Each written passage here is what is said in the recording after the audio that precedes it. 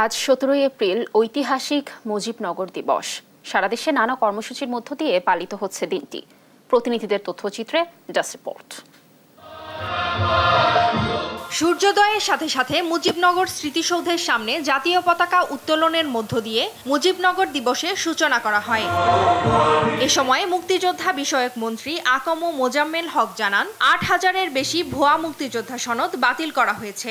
এমন আরও অভিযোগ পেলে তদন্ত সাপেক্ষে ব্যবস্থা নেওয়া হবে।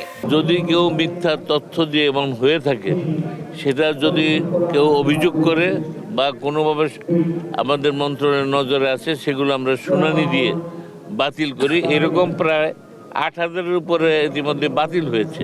মুজিবনগর দিবসে রাজশাহীতে বঙ্গবন্ধুর মুরালে ফুল দিয়ে শ্রদ্ধা জানান জেলা ও মহানগর আওয়ামী লীগ।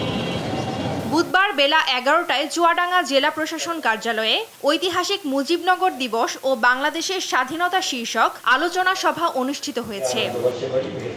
সকালে রাঙামাটি জেলা প্রশাসকের সম্মেলন কক্ষেও এ শীর্ষক আলোচনা সভা অনুষ্ঠিত হয়।